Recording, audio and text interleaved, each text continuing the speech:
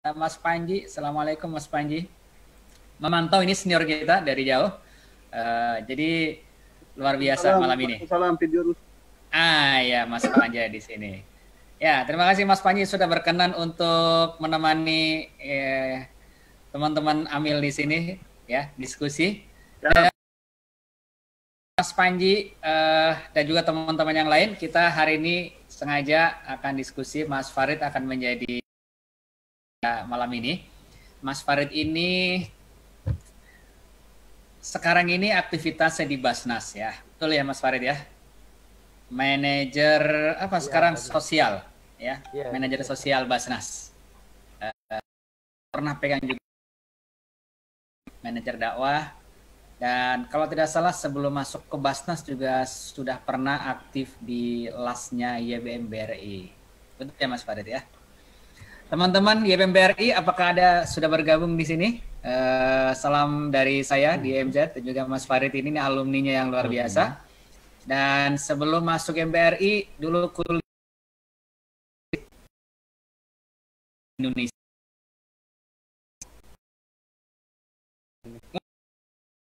Ini jurusannya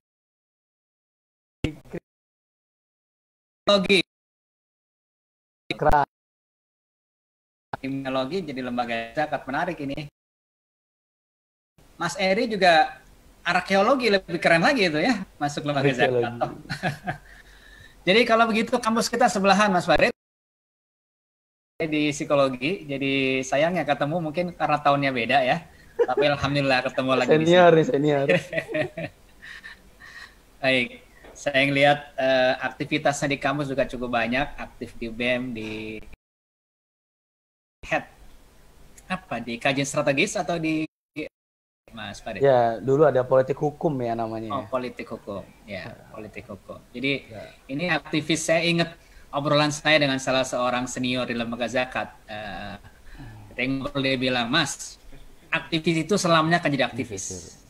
Ya, jadi kalau kita kerja, dulu pernah jadi aktivis, kerja cuma satu kerja, berarti ada yang aneh nih, karena aktivis itu tidak akan selesai, kan tetap menjadi aktivis. Ya, alhamdulillah saya masih aktivis, minimal badannya masih tipis-tipis gini Mas Farid.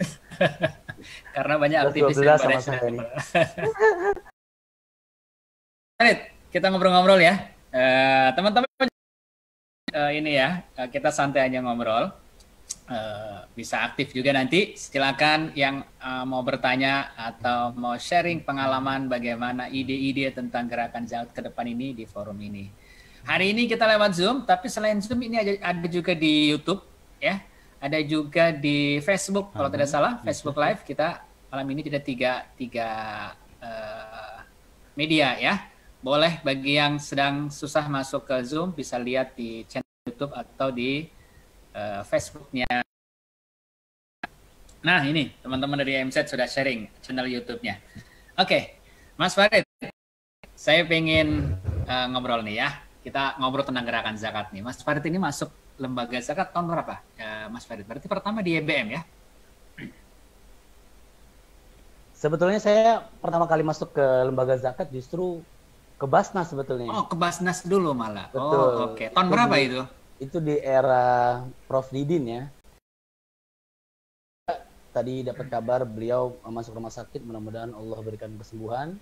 Iya, Profesor Nafiduddin, buat teman-teman semua. Ya saya lulus ya, itu kayaknya tersesat di jalan yang benar nampaknya. Jadi banyak berdiskusi, pada kutip brainwash.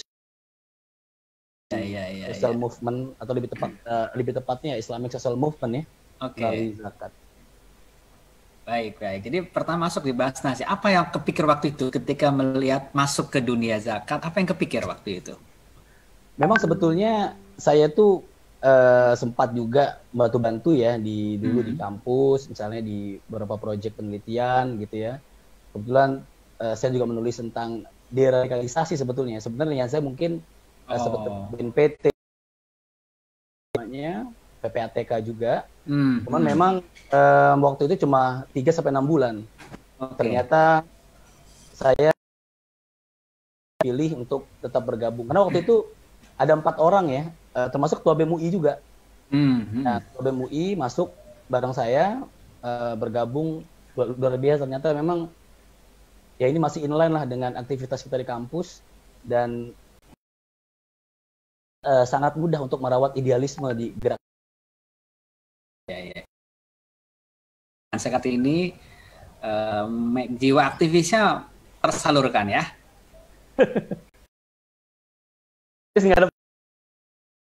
Iya. Jadi Mas Farid, saya ingin mendengarkan ide-ide Mas Farid tentang bagaimana anak-anak muda Indonesia ya yang di dunia zakat hari Indonesia, gerakan zakat ke depan, dan apa mimpi-mimpi yang sebenarnya ingin diperjuangkan dalam lembaga zakat ini. Silakan Mas. Slide yang mau di-present boleh juga Mas Farid? Ya, sudah. Baik, waktu saya berikan kepada Mas Farid, nanti setelah itu jawab, ngobrol-ngobrol, sharing juga dengan teman-temannya lain. Fadol, silakan. Oke, terima kasih Pak Dir, ini luar biasa. Senior saya juga di kampus. Saya udah share itu, apa boleh dibantu mungkin teman-teman? Jadi saya udah share slide. Atau saya diberi akses untuk... Oke, Mas Farid, teman-teman, panitia boleh di setting Mas Farid untuk... Baik. Oke, baik. Assalamualaikum warahmatullahi wabarakatuh. Waalaikumsalam. Robis Rohi Sodri, wa Istirli Amri, wahlul 'uqdatam min lisani yafqahu qawli. Ya, sebenarnya saya ini pakai peci ini bukan gimana-gimana, karena rambut saya agak panjang, gondrong, dan agak kurang enak kalau dilihat kalau nggak pakai peci. Jadi memang rasa yang kita bisa bicarakan gerakan zakat ya, amil muda sebagai iron stock gerakan zakat. Tapi mungkin malam ini nanti saya akan coba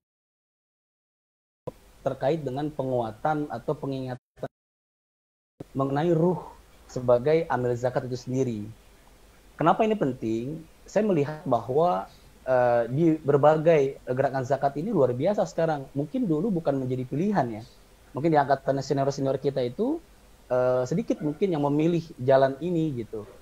Namun hari ini saya melihat di Basnas, Bilas gitu ya.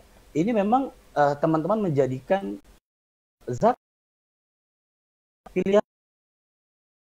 Bahkan ada yang lulusan luar negeri ya. Dan S2, S3 dan segala macam, dia mendharma baktikan hidupnya untuk amil zakat, menjadi seorang amil gitu. Nah, namun seringkali dalam perjalanan yang reguler gitu, biasanya ruh kita itu terkikis gitu. Itu yang saya lihat. Nah, sebenarnya ini adalah untuk saya pribadi sebetulnya, mengingatkan kembali, reminder, gitu, mencoba mereinventing gitu. Sebenarnya sosok amil itu seperti apa dan bagaimana. Nanti kalau bicara gerakan kita bisa discuss ya, karena memang kami juga dengan kawan-kawan yang lain sudah menggagas sejak tahun lalu sebetulnya gerakan organik ya, yaitu jaringan amil muda yang ke depan visi cukup udah banyak kegiatan juga ya, mulai dari beasiswa dan segala macam misi-misi rutin. Nah, saya ingin lanjut. Oke, next. Oke, sekali lagi klik sekali lagi. Oke, jadi gini, ada pertanyaan menarik ini buat saya pribadi ya, juga mungkin teman-teman yang sudah lama bergerak di dunia zakat atau mungkin baru. Kira-kira ini karena penting ya kita mengetahui siapa diri kita dan bagaimana posisi kita hari ini gitu. Karena kalau kita nggak memahami posisi kita, siapa diri kita akan mudah untuk goyah gitu. Kalau kita lihat dalam itu terwakilkan dalam sebuah pertanyaan. Siapa itu amil? Mungkin dulu kita nggak bekerja di mana, Mas? Amil gitu. Ngomongnya parau gitu ya. Karena memang nggak banyak dikenal juga amil itu apa sih gitu. Bankir atau apa sih? PNS gitu. Swasta tuh clear gitu. Atau apa sih sebenarnya? Amil, karena di sebagian besar masyarakat Indonesia termasuk perkotaan, kampung-kampung di Jakarta ini, amil itu ya yang ngurus tentang yang mengurus tentang zakat fitrah. Nah ini saya kira perlu semacam pendefinisian kembali tentang apa itu amil. Setidaknya untuk kita yang Nggak anak-anak keren muda. ya. Ya kalau ngomong Amil ya. Betul, belum kan padahal sebetulnya luar biasa nih Amil nih. Undang-undang nih, ya Amil itu sebenarnya orang yang ditugaskan oleh imam pemerintah ya. Ini banyak di kitab-kitab fikih, kemudian juga di Supordowi yang jadi rujukan ya, kontemporer. Sebenarnya ditunjuk oleh imam untuk mengelola zakat ya, untuk mengumpulkan, mendata, mencatat, menyalurkan zakat. Nah, cuma memang kalau Undang-Undang nomor 23 tahun 2011 itu mengatakan kalau Amil itu lembaga sebetulnya, bukan jadi lembaga Basnas, ya, LAS dan sebagainya. Termasuk ada unit ada UPZ dan sebagainya. Jadi memang Amil itu apa? Amat sekedar ini gitu kan. Nah ini saya mencoba ada dua hal, Mas. Jadi yang pertama, dulu saya ingat banget ibu saya kalau ngajarin saya tuh masih kecil. Kalau ingin mendefinisikan sesuatu, bisa dengan dua cara. Cara yang pertama adalah membandingkan dengan yang lain. Misal, kamu tahu nggak segitiga? Segitiga kayak gimana? Kalau ini tuh bulat, ya. Kalau ini kotak, digambar tuh. Kalau ini baru segitiga. Jadi caranya adalah membuat distingsi. Oh, ini segitiga. Itu cara yang pertama. Cara yang kedua, sejak kecil, adalah menjelaskan. Oh, kalau air itu kena tangan pasti basah gitu ya. Oh, kalau dia ditaruh di atas, apa sifat itu pasti dari atas, dari tempat yang tinggi pada tempat yang rendah. Jadi dijelaskan karakternya gitu. Nah, dua hal ini, berpijak pada dua hal ini, saya mencoba untuk saya juga mungkin teman-teman sharing apa itu Amil. Dua itu distingsi. Ya, yang kedua adalah menjelaskan ciri-ciri karakteristiknya. Next, Mas. Oke, setelah saya lihat-lihat, karena basic saya FISIP ya Mas ya. Karena FISIP itu, ya, saya juga nggak tahu. Pernah, tapi pesantren kilat ya. Jadi, nah ini ada yang agak mirip. Ya, Andre kan ditanya ya, ketika awal masak seperti apa? Saya melihat bahwa kerjaan kalau kita lihat dari berbagai sumber, ya, ada beberapa kata kunci sebetulnya. Ya, misalnya volunteer itu biasanya dia cenderung altruistic activity, ya, promoting goodness, ya, self worth. Dia pengen tuh bagaimana? Ya kepuasan banget. Ya, dan no financial gain. Ya karena Amil tuh kita didoktrin ada kutip ya, kita nggak cari uang gitu, kita nggak cari apa-apa. Kita untuk beribadah dan untuk melayani ya stakeholder muzaki dan mustahik, mobil khusus mustahik kita. Ya. Yang kedua, kalau kita lihat dari berbagai definisi yang bisa kita search gitu ya, di sebuah profesi sebetulnya. Dan ada kata-kata kunci sebetulnya. To enhance, ya, to develop, ya, ability, capability. Ada kata-kata to resolve. Jadi memang agak berbeda itu arasnya. Ini yang saya melihat bahwasanya memang agak mirip-mirip dengan Amil. Kalau bankir udah jelas itu didirikan untuk mencari uang memang. Ini waktu pendefinisian seorang pemula lah kira-kira untuk mendefinisikan Amil. Karena kalau penjelasan tadi nggak cukup gitu. Oke, next. Nah, kemudian klasifikasi. Nah, saya ini to be discuss ya. Ini bisa kita diskusikan. Tapi yang saya rasakan karena nanti akan berbeda nih. Ya, work view sebagai Amil nanti akan berbeda ya dalam menghadapi suatu gerakan dan segala macam ketika basic pemikirannya juga berbeda. Saya melihat bahwa volunteer, kita bedakan antara social worker dan Amil. Jadi kalau volunteer cenderung memang di universalism. Itu kerangka-kerangka universalitas. Siapa untuk kemanusiaan dan segala macam. Dan kalau dilihat volunteer ini, basicnya adalah to humanity. Kemanusiaan. Ya. Dan cenderung memang serving others. Jadi melayani orang lain. Dan biasanya, itu unskilled ya. At the time orang itu mau jadi volunteer bisa, misalnya ya, ada orang nenek-nenek mau nyebrang ke jalanan, kita bantu orang itu, maka pada saat itulah kita sebagai seorang volunteer. Ya. Karena apa ya, kebaikan hati kita itu, kind hearted. Siapa yang tolong, siapapun yang ditolong. Bahkan kadang-kadang orang udah berpikir tentang animal welfare misalnya. Ya, kesejahteraan binatang misalnya. Kita lihat rescue, kalau di kita ini rescue orang ini masih kurang.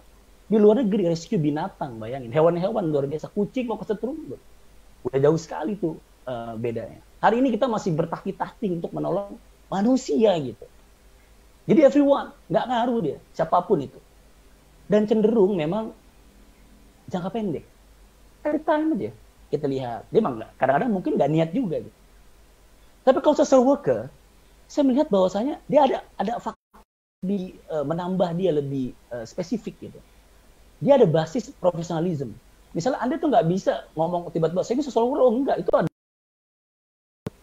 itu ada yang namanya standarisasi, ada komunitasnya. Enggak semua orang tuh bisa bilang saya social worker, donor asing, ya kayak gitu. Project based dia.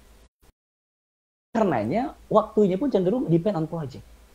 Nah biasanya project apa ya udah kita kerjain project aja. Ya. Jadi ya project development sebetulnya. Kalau Amil, ini saya melihat bahwasanya lebih dari itu. Bahwasanya dia bukan hanya sekedar universalis.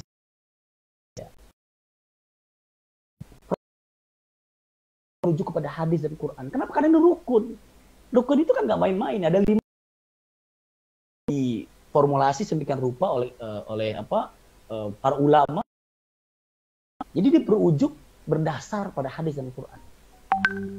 Dia bukan hanya sekedar humanity atau ummah, tapi juga ada unsur divinity, ilahiyah, ketuhanan. Ada aspek gitu. Dan dia bukan sekedar serving, tapi juga transforming others. Makanya kita sering lihat ada semacam bagi orang mungkin utopis, tapi ini memang ini yang menjadi booster kita, yaitu kita berupaya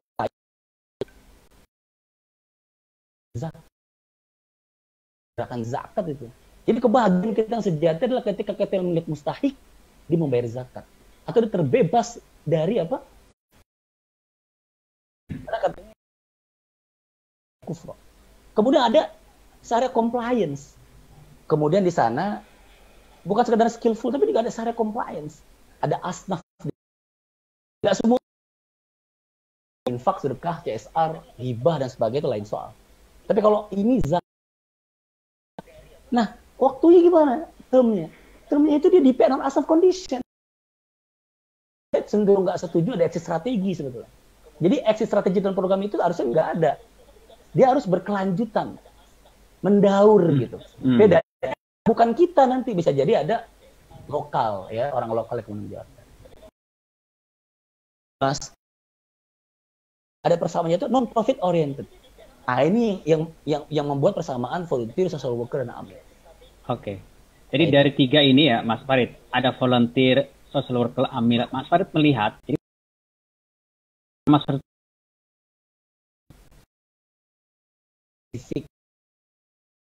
dia lebih luas sebetulnya dalam konteks motivasi. Jadi motivasi bukan sekedar humanity, tapi juga bagian dari worship kita kepada Tuhan. Gitu. Jadi ini adalah penghambaan kita, pendharma baktian diri kita kepada Tuhan gitu. Bukan sekedar melayani, tapi mentransformasi. Bayangkan Mas, kita ini belum tentu sukses semua kan, tapi kita diminta request untuk apa? Melihat senang atau bahagia ketika mustahik menjadi mustahik. Ini luar biasa. Oke, next dulu ya mungkin ya. Lanjut. Nah, ini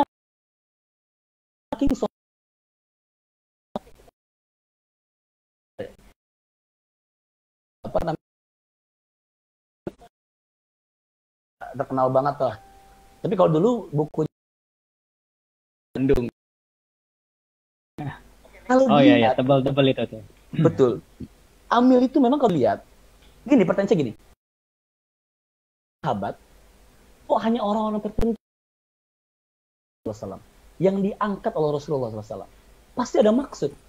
Hatta Umar Ibn Khattab itu enggak termasuk ya yang diutus. Yang paling terkenal memang Mu'adz bin Jabal. Coba kita bedah sedikit ya. Kenapa dia penting? Ini buat penjatian diri kita ya, karena kalau amil tanpa ruh, ya kita agak sulit untuk bergerak.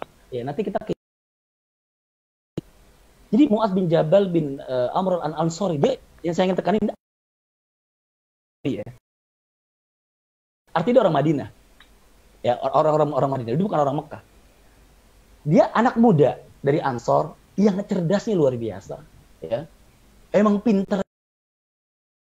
Dan memang dari kecil itu terkenal, dia filantropis dia. Dia emang karakternya berbagi. Dia punya, walaupun ya dia emang orang kaya ya. Kalau dilihat dari postur juga luar biasa nih. Dia gagah ya, dia kuat, berani, handsome. Atau kalau yang perempuan beautiful gitu ya. Maksudnya apa? Ini Amil harus kayak gini nih, pinter ya. Kalau orang lihat dia tuh yakin gitu. Jadi kalau mustahik Mas, kalau saya diri ini kan luar biasa kan. Ngelihat wajahnya aja itu ya. Jadi katanya gini, ini agak keluar sedikit. Ada orang bilang begini, orang yang kata-katanya mengingatkan kita pada Allah, yang perbuatannya mengingatkan kita pada Allah. Kira-kira bagusan yang mana tuh? Satu atau dua? Nah, itu teman-teman bisa memilih ya. Yang lebih hebat dari itu semua sebenarnya. Mungkin sebagian menjawab yang perkataannya, perbuatannya mengingatkan pada Allah. Tapi ada yang luar biasa menurut saya. Melihat wajahnya aja kita ingat pada Allah Subhanahu wa taala. Nah, itu Amil harus gitu. Jadi Muzaki itu Allah ngeliat dia dan udahlah zakat aja deh. Jadi nggak perlu jelasin. Atau ketika ada mustahik melihat wajahnya Amil aja itu profesional, rapi dan segala macam dengan seragam. Jadi kalau kita ke Muzaki, ke orang-orang kaya itu rapi, ke Mustahik rapi lah. Ini untuk seluruh lembaga zakat, seluruh gerakan zakat. Karena Mustahik adalah inti. Kalau nggak ada Mustahik, nggak ada Muzaki. Mau kemana zakat kita diserahkan? Gitu. Nah jadi, ada penting untuk menjadi salah satu karakter Amil itu sendiri. Dan jangan lupa, dia masuk Islam muda. Ya, negara dulu. Next. Nah, saya menganalisis lagi ini, Mas. Di pribadi Mu'adz, saya searching ya, di hadis tentang Mu'adz, luar biasa ternyata. Mu'adz itu ternyata, dia itu adalah faqih. Dia itu paling paham tentang halal dan haram. Nah, ini yang paling penting juga dimiliki. Sebenarnya dulu sebenarnya. Karena dia yang menghitung, sifatnya juga ada khut di situ. Kalau nggak bayar, disangka. Sebenarnya, karena kalau di sukarela sebenarnya bukan zakat.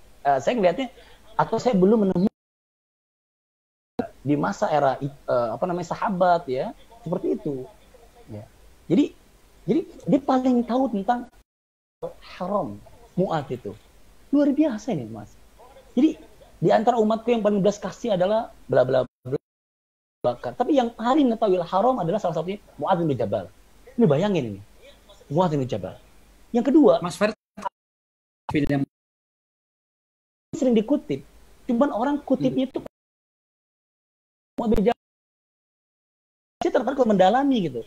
Karena benchmark orang yang sudah mati, bukan dengan orang yang sudah masih hidup, ada potensi dia tergelincir. Nanti kalau dia tergelincir, kita kecewa, selesai. Misalnya kita punya pimpinan, baik sekali. Dia ada potensi sebenarnya salah. Maka kita harus mencari benchmarking orang yang sudah mati. Yang dia sudah selesai dan kan memang udah tintanya tinta emas gitu. Dan saya tertarik banget dan Mu'adz bin Jabal ini. Kemudian, kalau dilihat, yang paling penting, dan Aminul Ummah itu, yaitu Abu Ubaidah bin Jarrah, yang wafat juga karena ta'un. Kalau kita lihat dari sejarah ya. Faqih pertama itu. Kedua, Ahlul Quran. Jadi kalau Amil, buat pribadi saya juga pribadi Allah, kalau ada kita nggak baca Quran, kurang, atau kita sholat masih bentang-bentong, jadi kita harus berintrospeksi diri. Banyak yang masalah, muzaki, potensi yang nggak nyampe-nyampe itu karena maksiat kita pada Allah Subhanahu wa taala gitu. Saya ingin membalikan bukan sekedar manajemen MC. Iya. Jangan lupa ya, karena betapa banyak yang kecil mengalahkan yang besar segala macam. Yang kelihatannya sulit mengalahkan dianggap. Ahlul Quran itu bisa dilihat hadisnya ya, teman-teman bisa baca. Dan dia lelaki terbaik Ansor, ya. Bisa dibaca juga hadisnya. Sebab baik dari kaum Ansor adalah makin jabat. Saya belum pernah haji ya, tapi kata orang-orang, ini kakek saya ngomong ke saya. Kakek saya ini dulu beberapa kali ya pergi haji begitu. Itu disampaikan bahwa Rit, ternyata orang Mekah katanya beda dengan orang Madinah katanya. Mungkin karena Mekah itu metropolis ya, metropolitan, banyak orang bergabung. Tapi kalau Madinah katanya orangnya lembut luar biasa. Mereka tuh kalau wassalamu marhaban, betul-betul berkeluargaan. Lebih gimana ya? Lebih tenang, lebih asri, lebih ajib lah gitu. Karena memang Madinah itu menerima dakwah Nabi. Kemudian ini mungkin ada faktor itu jadi orang-orang yang harus diutus menjadi ambil zakat itu memang orang-orang yang harus itu ngomong dalam.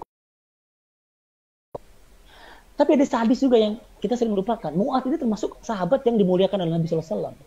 Ada doa yang sering kita baca tuh, hadisnya sahih ya. Misal Allahumma inni ibadatik. Itu ada doanya. Jadi kata Nabi, wahai Allah, aku mencintaimu Nabi. Aku wasiatkan kepadamu Mu'adz, jangan kau pernah tinggalkan tiap kali saya sholat. Baca doa apa? Allahumma inni la dzikrika wa syukrika wa husni ibadatik. Ini harus jadi amalan harian seorang amil.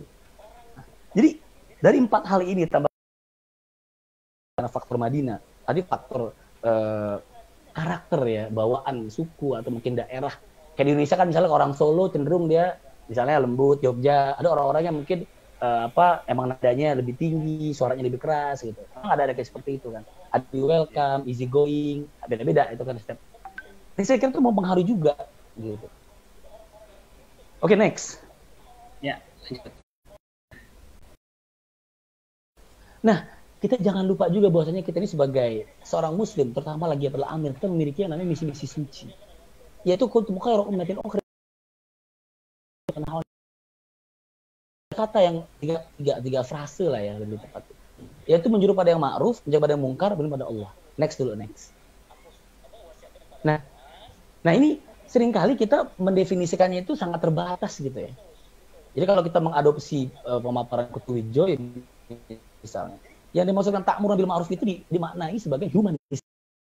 Jadi kita membebaskan gitu ya, memberikan mengajak kepada fitrahnya manusia itu sebenarnya baik gitu. Jadi gerakan program kita itu harus menyuruh kepada kebaikan, Mas. Menyuruh kepada yang ma'ruf ya, bukan sekedar yang baik saja, tapi memang dia tepat pada masanya, tepat pada tempatnya, culture dan budayanya. Jadi klop gitu. Jadi mengajak kepada yang baik dengan segala kehikmah bijaksanaan. Kebijaksanaan.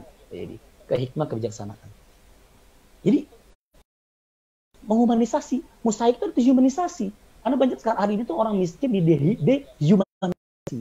Dia disuruh ngantri, dia nggak diperlakukan dengan layak gitu.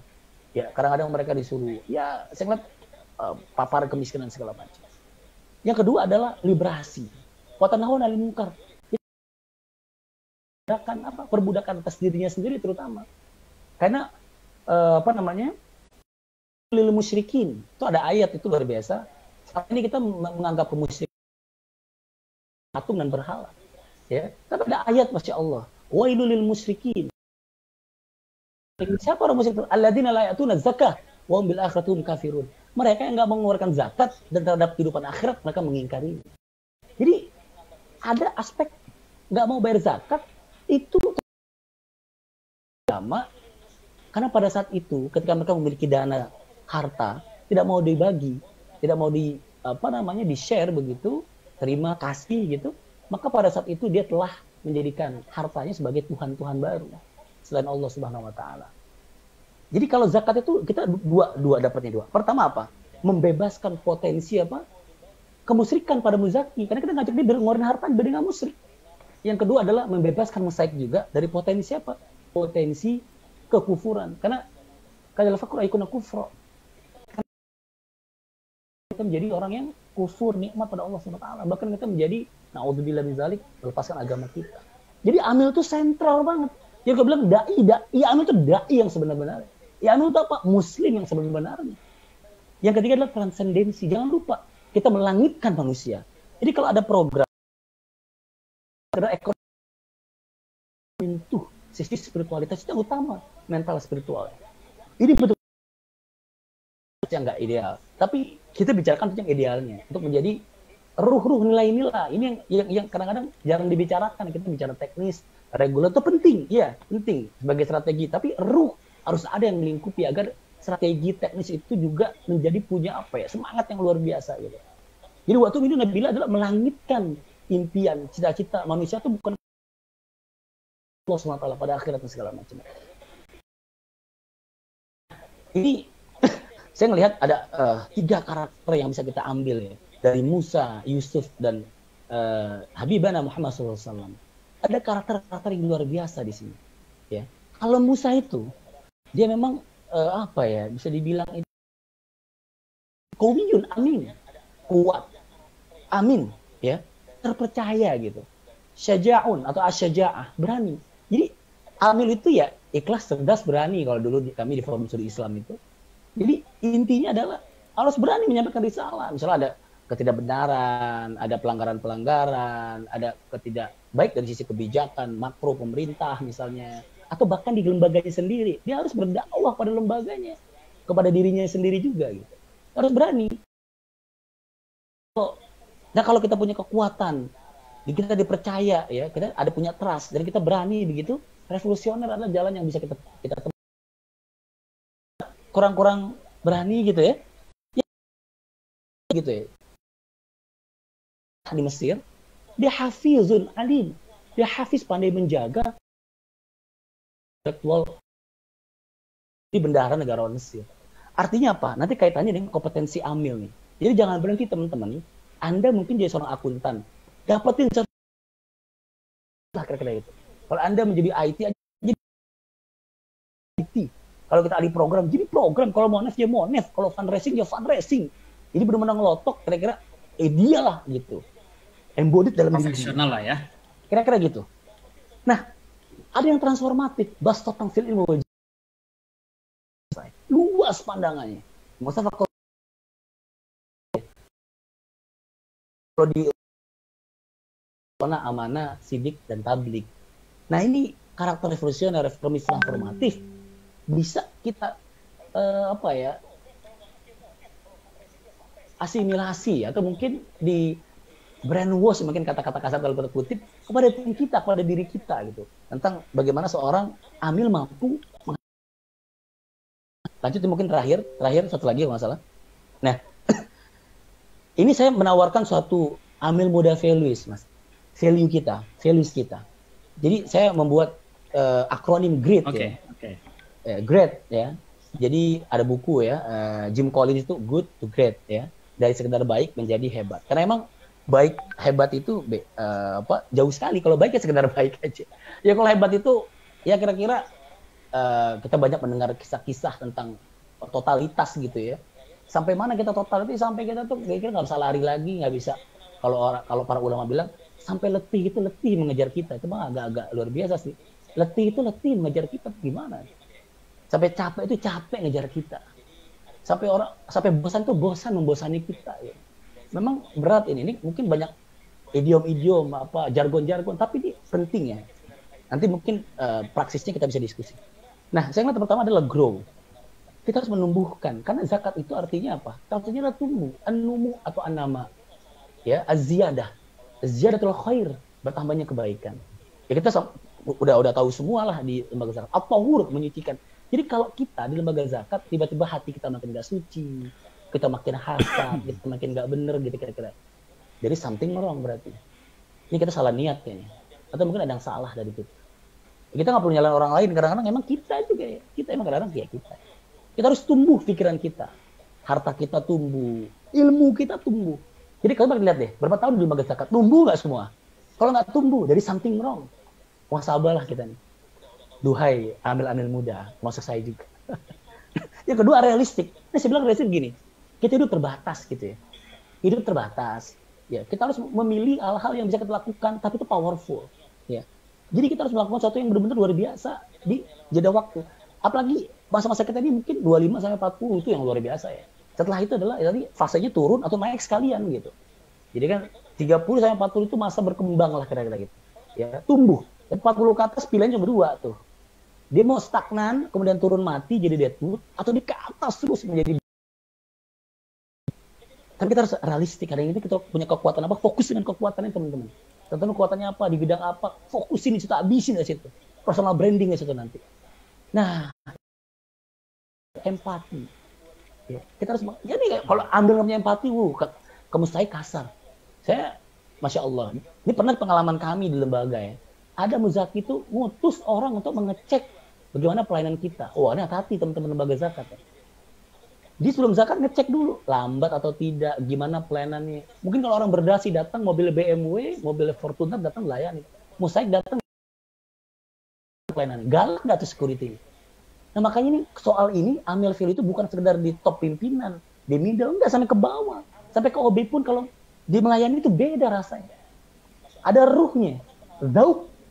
Ada zauknya beda itu rasanya. Kalau di tasawuf ada zauk istilahnya. Jadi rasanya berbeda, orang getaran hatinya dapat ya. Altruis, memang gerakan zakat itu menjadi amil itu altruis dia, altruistik. Jadi kalau ada teori namanya teori suicide ya, ada orang bunuh diri karena altruistik dia, karena nilai-nilai dia dia harus bisa bahkan mengorbankan dirinya untuk idealisme dia itu. Karena kita mati pasti mati, tapi kalau idealisme kita mati ketika masih hidup, ya kita udah mati.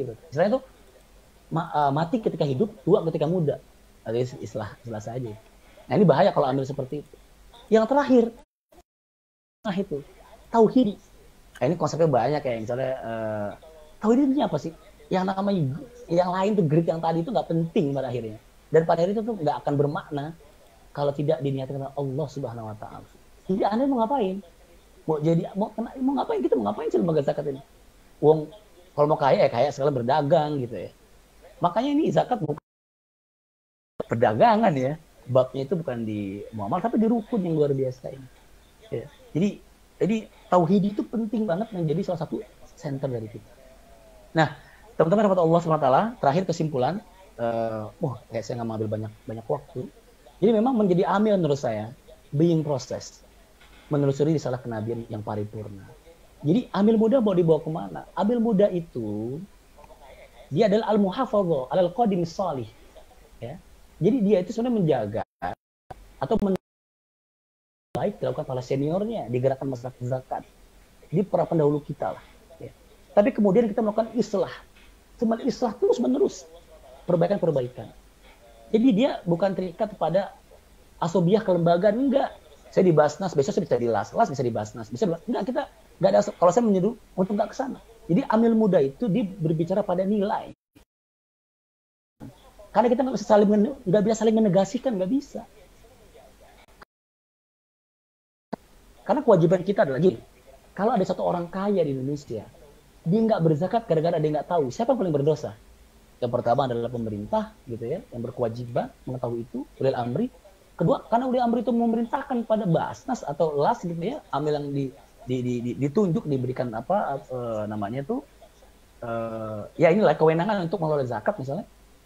Itu yang berdosa, yang bertanggung jawab dia itu pertama. Sama juga kalau ada musaik, orang miskin yang dapat haknya, yang pertama kali berdosa bertanggung jawab siapa? Ya amilnya kita ini. Ya sebelum tentunya para keluarga yang dekatnya. Jadi gerakan amil muda itu dia tidak terbatas pada sekat-sekat kelembagaan. Ke depan itu dinamis harusnya, fluid. Ya. Yang penting kita mempunyai apa? Kayak kalau saya pernah ngobrol dengan salah seorang senior, kita kayak main bola aja katanya. Anda bagus bermain profesional, nanti orang akan beli Anda. Jadi kita dibutuhkan. Jadi kita nggak usah gimana, kita kerja profesional, nanti orang akan melihat lah. Baqul malu fasallallahu alaihi wasallam minun, kira-kira gitu. Jadi kerja aja yang baik, Allah Rasul orang lain akan melihat. Oh dia udah layak belum? Kalau emang belum bagus ya belum layak, orang ngerti kok. Itu konsensus bersama. Jadi amal mudah ke sana. Amal jama'i penting. Model mutlak, model Mu'ad bin Jabal, nggak ada, berat kita. Makanya jadi badan amil zakat, lembaga amil zakat. Sama kayak MUI, jarang kita menjadi mufti mutlak, nggak ada, jarang sekarang. Beberapa negara Melayu punya, tapi seolah alam saya nggak tahu gimana. Kalau dulu dia ulama, ekonom, filsafat, filosof gitu ya, juga dan lain sebagainya. Orang sekolah jadi spesialisasi, ya kan? Ekonomi lebih kecil lagi, mikro, ada yang makro, kecil lagi. Sosiologi, perkotaan, pedesaan, ada makin kecil, makin kecil. Makanya kita berkoordinasi. Makanya kita jadi apa? Amal jamaah. Nah, misi suci kita jangan lupa 3 hal tadi, humanisasi, liberasi, transendensi. Terus kita upayakan implementasi nilai amil mudah yang prospektif tadi, dan jangan lupa meningkatkan kompetensi profesional kita untuk melayani. Intinya kompetensi kita tingkatkan, profesional kita tingkatkan, insya Allah kita akan skyrocket. Kayak gitu kata presiden kita itu, kita akan melambung luar biasa. Saya kira itu ini open to discuss. Ini sekedar mengingatkan nilai-nilai. Mohon maaf mungkin ini teman-teman juga sudah melakukan dan lebih paham, maka mungkin saya juga berusaha untuk menjalankan apa yang saya sampaikan ini. Saya kira itu Pak Dir, mudah-mudahan bisa menjadi bahan diskus kita malam ini. Assalamualaikum warahmatullahi wabarakatuh.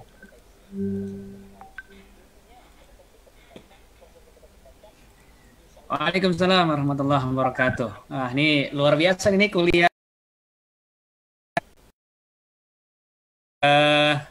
Saya baru kenal sekarang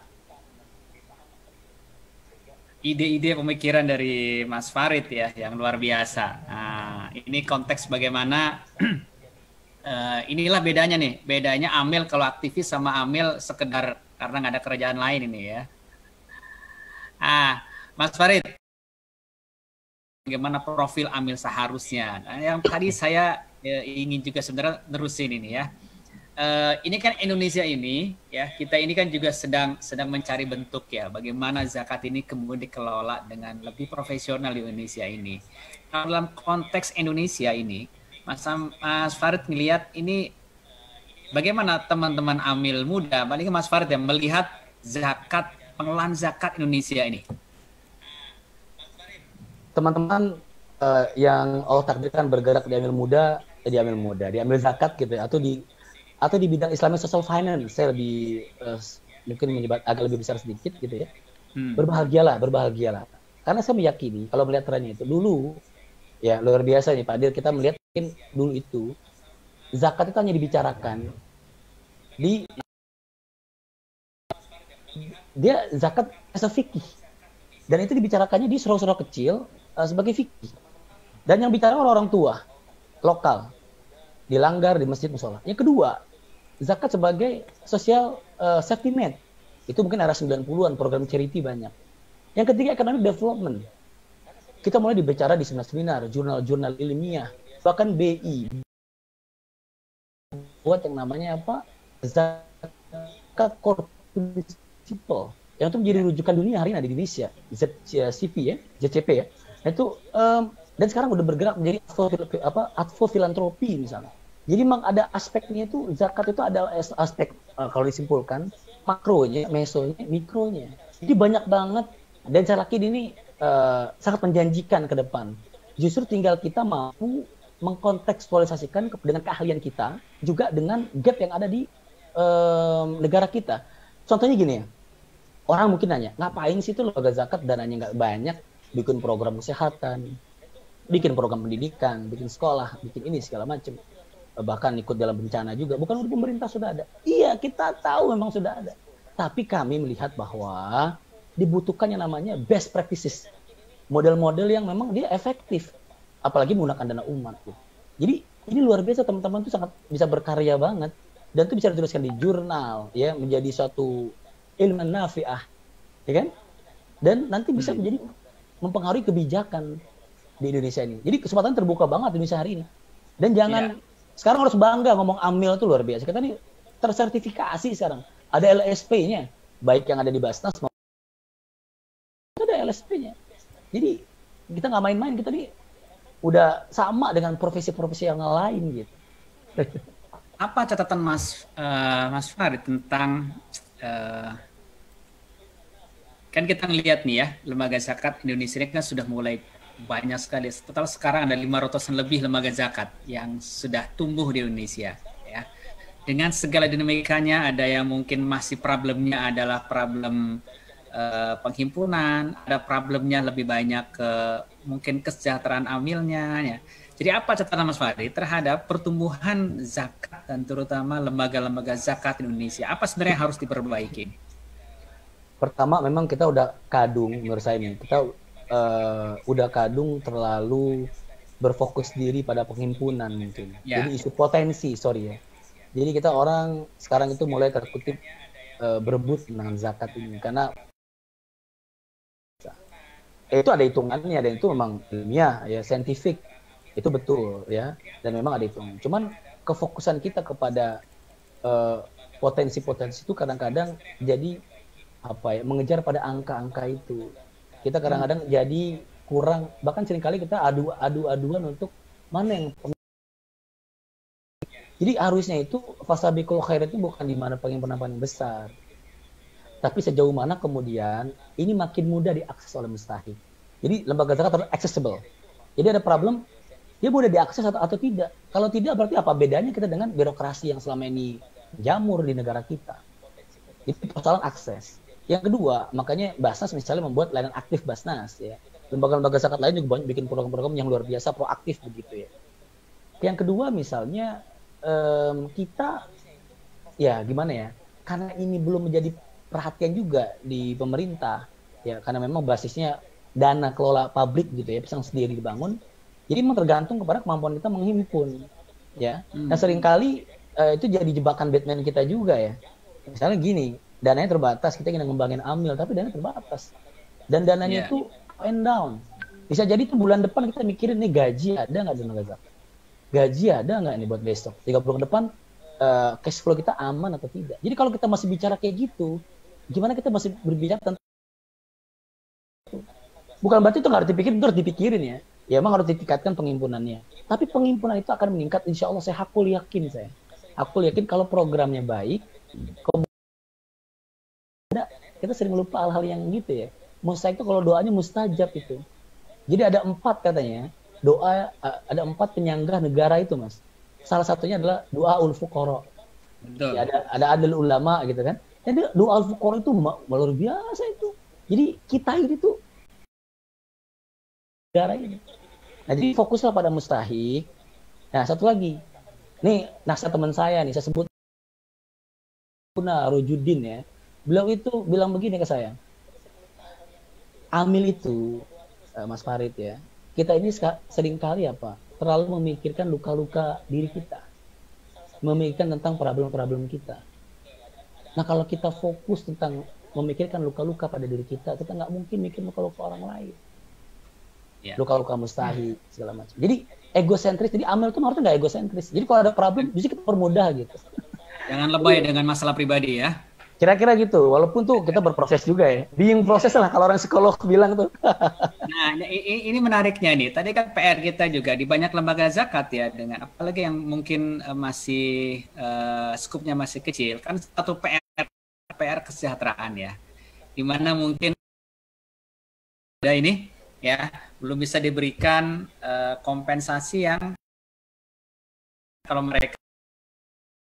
Sisi lain Amil juga lagi bangun karir, kemudian lagi nyiapin buat nikah gitu kan.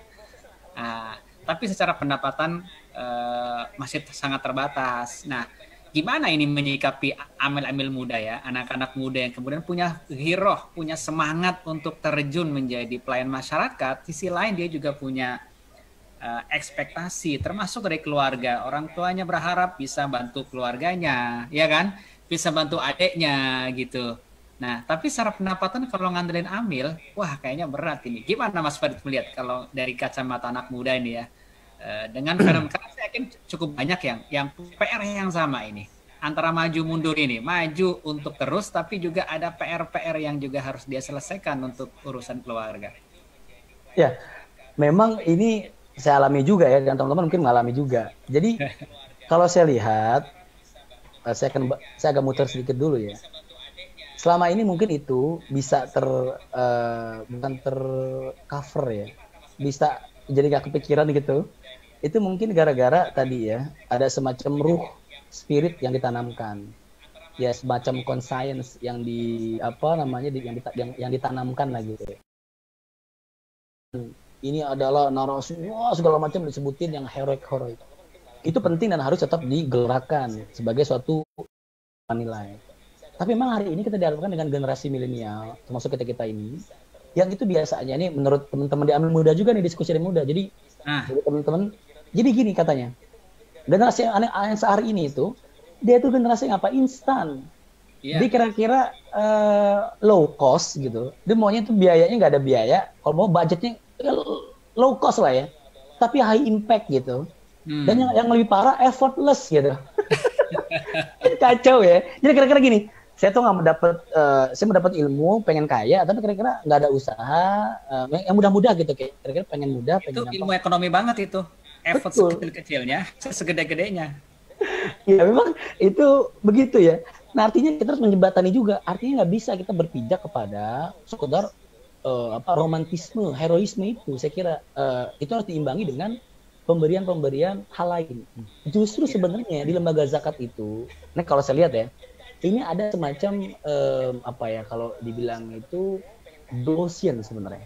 Misalnya gini, justru anak muda sekarang itu kan sering banget tuh jadi CEO, segala macam. Tapi coba dilihat ditanya, karena mereka juga hilang nilai.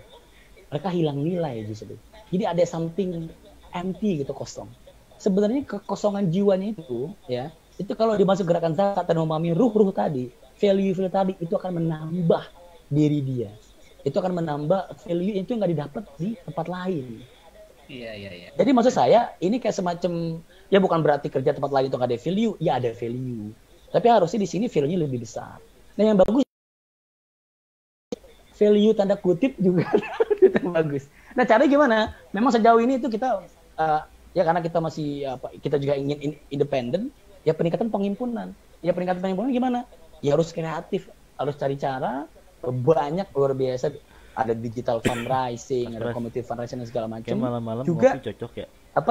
Inovasi-inovasi yang bisa kita lakukan. Bukan, tapi intinya rumusnya begini, kalau saya sih yang karena tahu ini tadi baiknya kan lumayan nambah nanti urusan antum tuh Allah yang akan ngatur. Iya. Jadi mau tidak mau dengan masalah yang tadi kita sebutkan adalah ya balik ke ini ya, balik ke akidah lagi ya, balik ke seberapa yakin kemudian untuk masuk dunia zakat ini. Menarik ini. Teman-teman, saya ingin mengundang teman-teman untuk ikut diskusi. Ini ada beberapa yang sudah mulai chatting. Silakan boleh raise hand untuk langsung ngobrol dengan Mas Farid. Boleh juga kita di chat, nanti saya akan bacakan ya. Ada berapa yang sudah masuk ini Mas Farid? Isu-isu, Mister masuk ini ngomongin soal kesejahteraan ya. Standar kesejahteraan amil itu kayak apa sih? Minimal saya ingin dapat view anak muda nih. Sebenarnya anak-anak muda ini ya, yang mungkin belum nikah atau baru nikah gitu ya, masuk di lembaga zakat, ini ekspektasi dari sisi kesejahteraan. Mas Farid mungkin sering ngobrol beginian sama teman-teman amil yang masih muda nih. Gimana Mas Farid melihatnya? Apa ekspektasinya sebenarnya? Iya, memang. Ya pertama mereka tuh ingin secara umum ya, mungkin normatif ya, beribadah, mencari lingkungan yang baik, kemudian juga ingin ya tadi mengisi kekosongan nilai. Banyak yang udah kerja di tempat yang saya kira multinational corporation ya, itu gajinya udah keren gedean juga. Tapi kadang mereka mengalami kekosongan lari ke lembaga zakat. Makanya saya menghimbau teman-teman, kita hadirkan di lingkungan kita, di tim kita, itu suasana yang memang suasana zakat tadi, suasana value zakat tadi. Sehingga nanti orang-orang yang udah berjuang, mengorbankan banyak hal, tanda kutip ya, dia merasa ada sesuatu yang didapetin. Gitu, karena nggak melulu soal uang. Nanti uang tuh bukan bisa ya, memang rumusnya itu gini sih. Uang kan ngikutin kita memiliki kompetensi, memiliki banyak hal. Justru ketenangan batin itu membuat kita bisa fresh. Nah, cuman memang kalau saya lihat ekspektasi dari teman-teman memang ginilah. Sebenarnya bukan konteks hanya diambil zakat ya. Harusnya menurut saya struktur gaji itu minimum ya. Atau kita ngomong kesejahteraan itu luas sebenarnya. Maka kesejahteraan kan ada material, ada spiritual ya. Nah, kalau kita ngomongin material minimal banget harusnya. Mungkin kita nih kalau kita jadi pengusaha juga atau apa, minimal gajinya itu di atas nisab lah atau nisab lah. Jadi agar kemudian ya sesuai dengan nisab sehingga nanti orang itu punya izah. Jadi kerja itu dia punya izah. Dia nggak nyambi gitu, dia nggak ini. Karena wajar juga kadang-kadang kan, ya gimana nggak cukup segala macam. Nah oleh karenanya memang ini juga Mas, kalau dilihat dari sejarah itu, yang diutus oleh Nabi SAW sebagai amil zakat rata-rata nggak ada selesai memang. Orang yang rata-rata memang memiliki, dia memang dari tanda kutip emang orang kaya gitu. Teman-teman lihat coba beberapa sahabat atau memiliki keilmuan yang tinggi. Jadi sehingga mereka itu udah tanda kutip memahami itu. Kalau dikaya kona'ah begitu sabar, kalaupun dia kaya dia luar biasa berbaginya luar biasa gitu. Memang lagi-lagi balik, makanya ini view. Jadi bagaimana dia memandang dunia. Jadi bagaimana Amil Muda memandang dunia harus beda. Ya kita ini saya mau angkat nih khusus ya. Nanti teman-teman boleh discuss, boleh mengkritisi juga. Saya ngelihat relasi sejauh ini, selama ini mungkin atau mungkin kurang lebih beberapa tahun ini, itu cenderung pada habis waktu kita dalam konteks kontestasi ya tentang zakat yang organized by state gitu dengan yang organized by civil society. Ya. Gitu kan. Itu kan ramai juga dan segala macam. Itu bukan nggak boleh, itu harus didiskusikan karena kita ingin mencari yang terbaik dan yang paling baik gitu. Semua orang punya kepala, punya ijtihad yang terbaik. Nah, cuma jangan sampai lupa diskursus itu kemudian juga jangan sampai menghilangkan keutamaan atau mungkin fokus utama kita, yaitu bagaimana mengembangkan atau melayani masyarakat dengan baik, kita dengan baik gitu. Kan insya Allah sebenarnya jangan khawatir lah.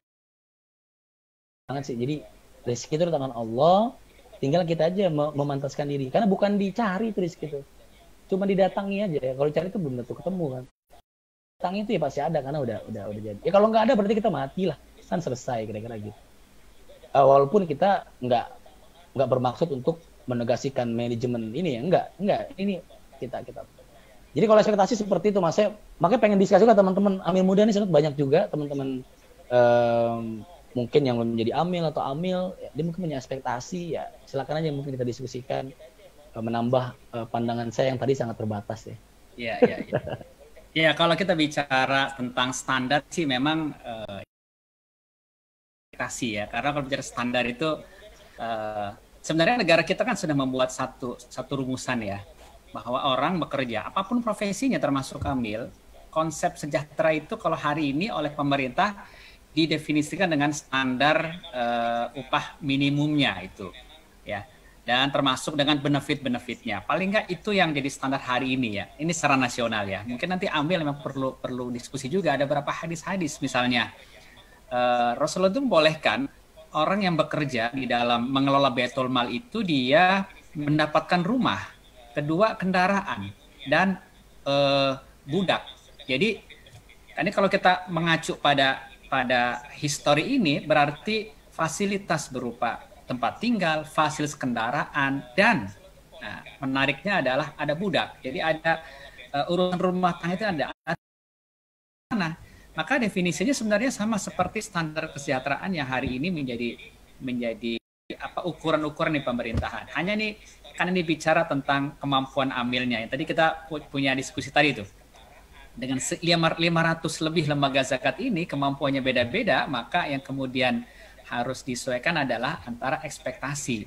Maka menarik ketika kita masuk ke dalam dunia zakat ini, teman-teman Amil Muda harus punya prioritas ya di usia awal-awal ini, kemudian berfokus kepada materi dulu atau langsung kepada value dulu tadi ya.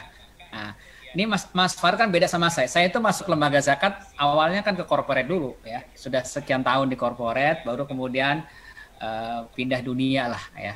Nah, kalau Mas Far dari awal jadi bisa banget nih mau nikah masuk lembaga zakat, ini udah ngitung-ngitung uang belum sebenarnya sih. Gitu ya. Dan saya dulu pernah jadi HRD ya di Domain Duafa. Salah satu yang kemudian PR-nya adalah tadi itu soal-soal kesejahteraan. Oke, saya ngundang teman-teman yang lain silakan. Dan Mas Farid, ini ada pertanyaan juga ini agak berbelok. Apa nih ya? Oh ya ini. Solusi kemiskinan saat COVID maupun non-COVID. Nah, Mas Farid, ada nggak diskusi di teman-teman Amil Muda ini yang membahas ke arah sana bagaimana kontribusi ini lembaga-lembaga zakat nih untuk isu-isu yang hari ini jadi besar ya, termasuk salutnya COVID.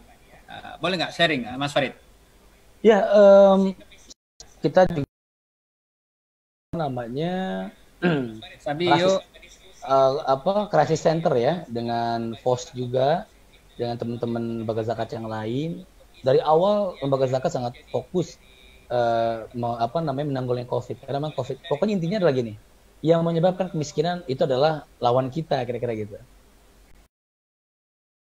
ya, termasuk kebijakan juga ya yang membuat itu kemudian membuat ada potensi pemiskinan, nah itu kita akan masuk. Nah, sebenarnya kita bukan hanya sekedar berwacana, tapi malah sebetulnya yang menarik. Sorry, saya potong. Ini pemiskinan apa kemiskinan ini? Menarik ini, karena beda banget ini. Oh ya, jadi kami nih di Amil Muda itu ada kerangka teori yang berbeda ya, kerangka pemikiran yang berbeda bahwa kemiskinan itu bisa dibagi-bagi banyak. Mungkin teman-teman juga tahu ada yang sifatnya kultural katanya begitu ya, yang sifatnya mungkin personal begitu. Tapi yang sering orang lupakan adalah struktural itu. Jadi ada kebijakan-kebijakan yang kemudian dengan itu terjadilah pemiskinan. Contoh gini lah, nih saya ngasih contoh aja. Banyak lembaga zakat ya membuat program-program untuk bantuan ekonomi. Dia membuat modal usaha, membuat pelatihan-pelatihan UMKM dan sebagainya. Di sisi lain juga memberikan beasiswa kepada anak-anaknya. Ini saya tahu nih banyak lembaga zakat, saya juga mengalami itu ya. Tapi tiba-tiba kok nggak growth gitu, nggak bisa tumbuh gitu. Kenapa ini? Ternyata ya karena mereka dilibas habis dengan mart itu. Yang sekarang mart jadi kalau orang nanya alamat sebelah mana Ted Mart gitu ya, sebelah mana Ted Mart gitu, saking banyaknya. Ya. Artinya apa? Nggak bisa kita ngasih bantuan sosial berupa beasiswa, living cost. Nggak bisa ketika sekedar economic development seperti pelatihan, modal usaha, alat produksi kerja. Tapi kita nggak menyiapkan di sisi yang ketiga, yaitu apa? Kebijakan yang mendukung. Ada 2 provinsi atau kota yang baik ya. Misalnya Minang Mart, misalnya itu bagus saya kira. Ada sharing profit kepada itu nggak boleh dimiliki oleh korporasi NC, tapi Sumatera Barat ya. Yayasan itu. Juga di Jogja kalau saya tidak salah ya, itu ada namanya yayasan koperasi. Sorry, bukan yayasan koperasi. Jadi orang beli sini kan koperasi. Kenapa? Karena ada gitu. Nah, makanya ini perlu kita rubah juga mindset kita, bukan sekedar social activities atau social program, menyoal pada advokasi di public policy. Ya mungkin nggak bisa makro, kadang-kadang juga nggak seksi untuk dijual ya, karena lembaga zakat juga kadang-kadang butuh itu ya untuk diwartakan, walaupun sebenarnya itu tergantung package kita ya. Tapi intinya adalah hal-hal kecil lah yang itu menghambat program kita, minimal itu berhadapan.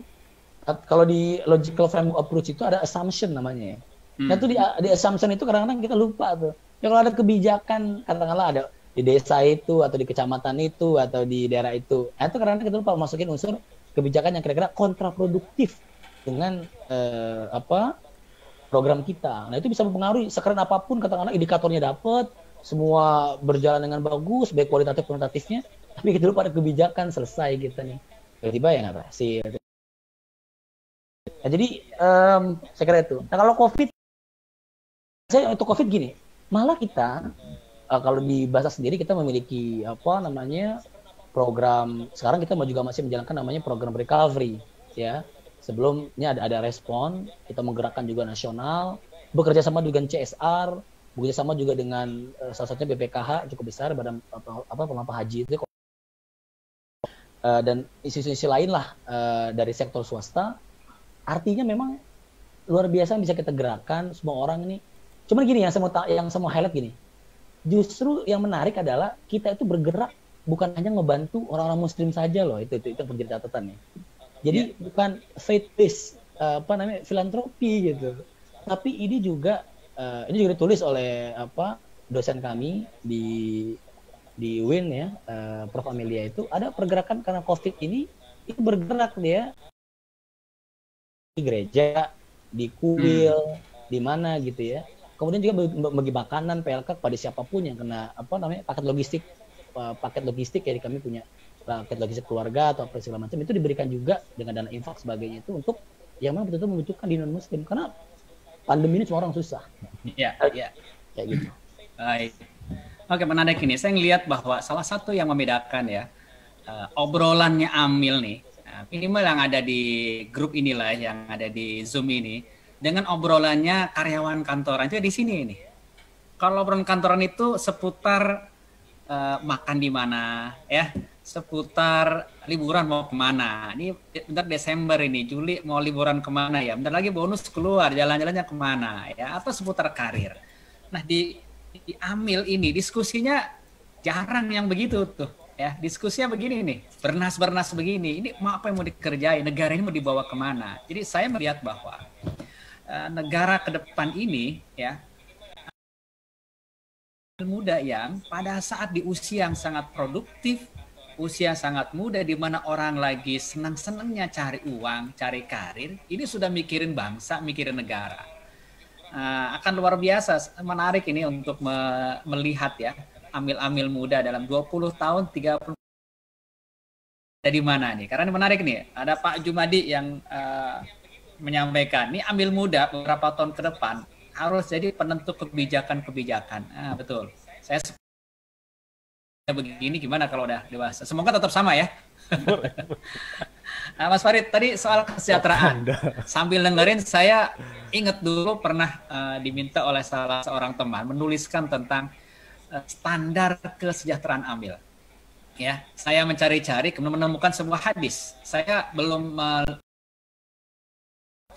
di Bukhari apa tidak? Ya, ada sebuah hadis. Rasulullah ini mengatakan, ya, ini hadisnya hadis dari Mustaurid bin Shaddad. Ya. Rasul mengatakan begini, siapa yang bertugas pada kita itu konteksnya Baitul Mal, mengurus suatu pekerjaan, sedang ia tidak punya rumah, maka hendaklah ia ambil rumah. Ini menarik nih kalau buat ambil nih. Jadi kalau ambil nggak punya salah satu yang perlu dipikirkan akhirnya adalah bagaimana amil-amil ini punya rumah. Jika ia tidak beristri, hendaklah ia beristri. Nah, tugas HRD ini nyari istri buat amil-amil. Atau hendaklah mengadil khodam, mengadil pembantu. Dan kalau ia tidak punya hewan tunggangan, hendaklah ia mengambil hewan tunggangan. Dan siapa yang mendapatkan selain ia telah berlaku. Mungkin ini bisa jadi standar ini ya. Jadi ada perumahan, yang kedua kendaraan, yang ketiga istri, yang keempat adalah pembantu rumah tangga. Artinya sebenarnya standarnya sangat umum seperti yang juga hari ini menjadi standar di korporasi tergantung dari finansial lembaganya. Oke, kita lanjutkan diskusinya Mas Farid. Teman-teman, saya undang silakan raise hand bagi yang ingin bertanya langsung. Tidak harus bertanya ya, boleh juga sharing-sharing ini. Nah, ini ada pertanyaan lagi nih Mas Farid. Amil muda ini apakah di masa depan menjadi sebuah gerakan atau organisasi atau pemikiran? Jadi konkretnya ini dibawa kemana nih teman-teman amil muda ini? Apa depan? Jadi organisasi kah? Ya, asosiasi amil atau ide-ide atau gerakan? Gimana Mas Farid menyikapinya? Mungkin sudah pernah ngobrolin ini dengan teman-teman amil yang lain ya? Iya. Menarik ini. Sebenarnya yang bertanya lebih tahu daripada yang ditanya kayaknya. Tapi ini untuk discuss ya. Jadi begini, bahwa tapi sebelum ke situ saya teringat tadi pertanyaan luar biasa dulu atau materi dulu gitu. Oke. Cenderung gini. Cenderung orang itu kalau makin tua biasa value-nya itu akan lebih meningkat. Kalau bisa bilang, bisa jadi kalau tanda kutip lainnya agak sedikit ini. Biasanya kalau makin muda tuh kapitalis biasanya tanda kutip lah ya, kapitalis tanda kutip ya. Makin tua makin sosialis katanya gitu. Atau makin ke akhirat-akhiratan makin berbagi gitu. Makin wise ya. Ya, ini kaitan juga nanti dengan pertanyaan yang ini sebenarnya mau jadi apa kita ke depan? Apa mau jadi amil selamanya atau gimana? Nah, kalau saya melihat bahwa di usia muda adalah masa yang sangat tepat untuk memupuk tentang jati diri kita, memupuk tentang karakter kita, dan berapa jam yang kita habiskan yang itu menjadi keahlian. Ada teori 10.000 jam dan segala macam gitu. Tapi di 10.000 jam kalau diambil itu saya melihatnya bukan dari sisi keahlian tanda kutip hard skill sebetulnya. Anggap diri saya nggak tahu. Itu lebih pada nilai, daripada world view, cara kita berpikir, cara kita memandang, cara kita bersikap.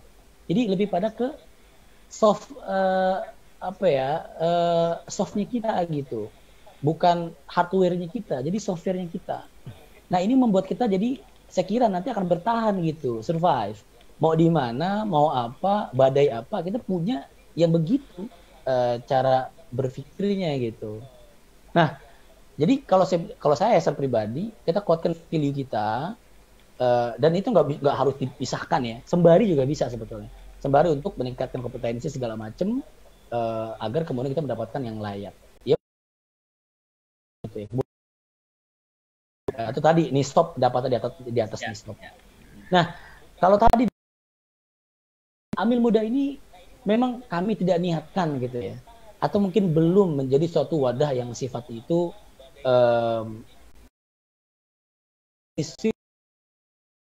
mau tidak, justru kami ingin nanti 5 tahun ke depan atau mungkin 10-20 tahun ke depan, ini banyak juga teman-teman yang ada di operasional nih, mungkin di keuangan ya, di bagian Swissdur, di bagian HRD, banyak banget. Saya berharap nanti mereka itu nanti jadi HRD di MNC gitu, multinational corporation. Dia menjadi seorang marketing, sekarang itu marketing di program, atau mungkin kalau dia jadi seorang di kementerian misalnya, atau bisa jadi staf ahli menteri, atau bahkan jadi menterinya gitu, atau mungkin menjadi politisi, tapi politisi, menteri, profesional yang punya nilai. Ya, karena kita kebalik hari-hari itu cara berpikirnya. Menjadi amil itu kesannya adalah waktu sisa, dan karena nggak ada, there is no choice gitu. Jadi kita ya udah, ya akhirnya nanti kita punya prospek yang berbeda. Tiba-tiba kita berpikir, wah ini kok nggak dapat sejahtera? Iya memang salah. Di sini bukan kesana arahnya itu. Maksudnya nggak condong ke sana gitu. Karena kami mengartikan al-falah itu tujuan, the ultimate goals ya kehidupan kita ini. Kalau di ekonomi syariah itu apa Islamic economics itu adalah al-falah. Al-falah apa sih al-falah? Al-falah itu hayal al-falah. Al-falah itu adalah kesejahteraan secara material dan spiritual. Jadi apa kebalikannya? Kebalikan adalah kemiskinan spiritual, kemiskinan material. Itu namanya miskin absolut ya. Kalau Pak Irfan Shoki bilang apa? Jangan sampai kita udah miskin spiritual, miskin juga material, dua-duanya miskin absolut. Nah kalau saya pribadi, saya sejujurnya tidak meniatkan diri saya sampai mati ya jadi amil sebetulnya. Dunia berkembang. Saya juga sedang melanjutkan studi, teman-teman juga mungkin sedang melanjutkan studi tentang segala macam. Tapi ini menjadi cara berpikir, world view kita. Intinya adalah, karena nggak tahu ya mas, saya mungkin belum lama juga di dunia zakat, tapi justru saya dapatkan adalah value itu. Itu yang saya ingin share ke teman-teman. Jadi gini. Value itu, dimanapun posisinya, value itu yang berbawa ya. Yes, itu. Tapi ini amati robbika fahadith. Jadi kalau Anda mendapatkan nikmat, sampaikan itu. Nah, saya dapat nikmat itu enak banget di sini. Ini yang saya dapatkan gitu. Ya, diskusi yang luar biasa ini, Mas Farid. Saya ingin juga mengundang teman-teman, silakan kalau ada yang mau bertanya, mau sharing cerita pengalaman ya, bagaimana dunia amil, terutama amil-amil muda. Saya ini mau sharing nih. Saya kalau di kelas pelatihan itu ada satu quote yang tadi saya tergelitik dengan, mirip dengan apa yang saya Mas Farid ya. Jadi saya sering nulis begini. Uang itu adalah akibat dari pekerjaan. Nah, biarkanlah uang hanya sebagai akibat, jangan pernah jadikan sebagai sebab. Jadi kalau uang itu dijadikan sebagai sebab, nanti kita kerja hitung-hitungan. Tapi kalau kita yakin bahwa uang itu adalah akibat, jangan pikirin uang, karena uang itu akan ikut efeknya saja. Ya. Jadi kalau kita investasi, kalau kita fokus kepada kontribusi, nanti soal rezeki itu adalah akibat saja, dan Allah dengan enaknya. Ya, tadi kira-kira dengan kalimat yang Mas Farid sampaikan mirip-mirip begitulah. Ya, ini diskursus tentang bagaimana ambil kemudian membuat prioritas dalam pikiran-pikirannya, apakah pada ide perubahan atau pada kesejahteraan pribadi. Ya. Kesejahteraan pribadi versus kesejahteraan masyarakat. Nah, kira-kira gitu. Baik. Ada yang angkat tangan? Siapa tadi ya? Silakan dinyalakan. Teman-teman tadi yang raise hand. Ya, izin Mas bertanya boleh? Boleh. Dengan Mas siapa ini? Dengan Mas Iman. Mas Iman dari mana? Saya temannya Mas Farid. Dari Basnas juga, ya. Silakan. Guru saya nih. Ini saya mau tanya Mas Farid sama Mas Fat ya, mungkin kalau ada pengalaman ya. Jadi kan memang kalau profesi amil spesifik ya di pengelolaan zakat. Tapi tidak memungkiri ya bahwasannya hari ini banyak penyaluran-penyaluran zakat itu kan bermacam-macam ya jenisnya ya. Untuk pendidikan, ekonomi, kesehatan gitu kan. Nah seperti itu. Nah itu kira-kira ya, Amil ini menjawab tantangan itu Mas Farid ke depannya. Karena kalau misalkan kita lihat ya kalau cuman begini-begini aja gitu ya, ya mungkin nanti Amil perkembangannya dia cuma nyalurin zakat doang gitu ya. Sedangkan program-program yang sudah dipersiapkan, yang akan dijalankannya kan program-program yang membutuhkan keahlian khusus seperti itu. Kira-kira seperti apa tuh Mas Farid? Terima kasih sebelumnya. Assalamualaikum warahmatullahi wabarakatuh. Waalaikumsalam warahmatullahi wabarakatuh. Terima kasih pertanyaannya teman-teman. Yang lain silakan kalau ada sambil menunggu jawab pertanyaan lain. Gimana Mas Farid? Pertanyaan menarik ini. Bagaimana model pengelolaan ke depan ini? Ya ini justru tantangan juga ya. Makanya saya bilang muda dan teman-teman yang lain. Kalau seandainya kita hanya fokus misalnya katakanlah distribusi, saya kira kita kalah cepat dengan kurir cepat hari ini gitu ya. Bahkan dia bisa presisi gitu ya waktunya, dia lagi ada di mana, dia menjamin kualitasnya dengan baik gitu ya. Kayaknya kita kalah cepat juga dengan mereka. Makanya memang yang membedakan mungkin nanti ya, saya masih meyakini bahwa artificial intelligence misalnya AI, Amil itu nggak akan unchangeable, itu nggak akan dapat berubah atau mungkin nggak tergantikan. Kalau buat saya pribadi, kenapa? Karena memang kita ini berbicara bukan from material to material, bukan, tapi from material to spiritual. Beri bantuan mungkin bantuannya sifatnya entah itu program pendidikan, bantuan natural langsung sebagainya itu bukan sekedar menghantarkan itu gitu, sih gitu ya. Pak ini ada bantuan buat COVID ini. Enggak, memang ada nilai-nilai. Jadi memang yang membuat orang berbeda itu gini ya.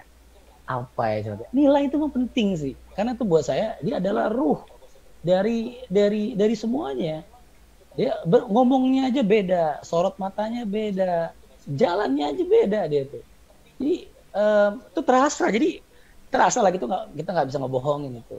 Jadi memang menurut saya justru kita kuatkan di situ. Ya tetap memang di era disruptif ini ya, kita juga lihat banyak platform crowdfunding gitu ya. Itu bisa jadi kalau seandainya melakukan zakat tadi ya saya bilang nggak mudah diakses gitu ya. Birokrat, kemudian melayaninya tebang pilih dan segala macamnya itu, ya bisa jadi mereka akan meninggalkan kita ini. Nah jadi caranya itu memang kembali lagi kepada fitrah kita. Uang zakat ini kan udah ada di zaman Rasul ya. Udah berapa, malah hari ini mengindikasikan bahwa kembali ke sana. Artinya jadi cara kita adalah menguatkan yang ke sana itu. Jadi bukan mencari yang di luar menurut saya itu. Kalau Syed Qutb bilang, Anda jangan mencari negara di antah di atas angin, negara antah berantah. Nah, kita punya nilai, kita punya. Nah itu yang harus kita tingkatkan. Kalau tanya gini misalnya, apa sebenarnya keahlian dari Amil itu sendiri? Lah memang yang namanya organisasi modern ya, kita ngelihat misalnya division of labor, pasti ada division of labor kan? Ada pembagian kerja di situ, ada divisi, ada unit, bagian segala macam. Beberapa yang tuh spesifik misalnya, akuntan, itu spesifik banget tuh. Ya HRD itu spesifik. Di antara yang sebanyak itu, ya, jadi bagian operasional kah, bagian pengimpunan, intinya kita harus memilih. Kalau buat pandangan saya, memilih spesialisasi di antara itu, tapi kuatkan tambah value-nya, added value-nya ada nilai. Jadi lebih ke situ. Jadi orang ngelihat kita itu ini beda nih. Jangan sampai gini Mas. Yang saya khawatir gini loh. Orang-orang yang justru dari yang dari corporate, misalnya saya nggak tahu nih apa dulu Pak Dir juga Mas Dir ini dari swasta ke lembaga zakat malah kecewa misalnya disappointed misalnya, loh kok malah begini? Karena kalau itu terjadi itu berarti something wrong. Harusnya nggak dapetin sesuatu yang nggak gue dapetin di luar sana. Harus Mas Iman, saya kira karena ini babnya adalah tadi ya, reinventing American Figure dari sisi konteks nilai, saya akan berbalik lagi ke situ karena ini untuk penguatan di sisi itu. Saya kira itu. Menarik. Ini jadi pengen saya pengalaman pribadi nih dulu ketika pindah ya dari korporasi ke lembaga zakat. Kalau di lembaga zakat ini tadi yang membedakan adalah value-nya luar biasa, semangat untuk memperbaiki bangsa itu keren-keren. Yang nggak pernah saya temui diskusi begitu di jam-jam makan siang gitu ya, jam-jam setelah sholat diskusi negara gitu ya. Tapi sisi lain juga kita di gerakan zakat ini juga perlu membuka diri bahwa di luar sana ya manajemen sebuah proyek, manajemen sebuah organisasi itu sudah sangat maju ya. Kita di lembaga zakat ini usianya mungkin baru 20-30 tahun ya. Sementara di korporasi udah ratusan tahun dan mereka sudah banyak sekali pengalaman bagaimana menerapkan standar-standar manajemen yang kemudian akhirnya membuat meningkat cukup pesat gitu. Nah, lembaga-lembaga zakat juga perlu kemudian untuk mulai membuka diri untuk manajemen yang bisa membuat organisasi. Jadi ini saling bisa menguatkan ya. Poin yang kedua adalah ini kadang-kadang kalimat saya rada mendemotivasi orang gerakan zakat nih. Misalnya gini, kita harus tahu juga bahwa zakat itu bukan satu-satunya pilar negara gitu. Bukan satu-satunya event di dalam sebuah negara Islam ya. Jadi struktur bangunan bangsa ini bukan hanya diteguhkan dengan zakat. Maka ada wakaf, maka ada sedekah, maka ada pajak gitu ya. Muslim, maka ada jadi strukturnya banyak gitu. Dan bahkan zakat ini tidak bisa digunakan untuk semua program. Dia hanya dibatasi untuk 8 kelompok ya. Sehingga program-program di luar 8 itu harus menggunakan skema yang berbeda ya. Atau dengan kalimatnya begini, zakat ini kan 2,5% dari pendapatan.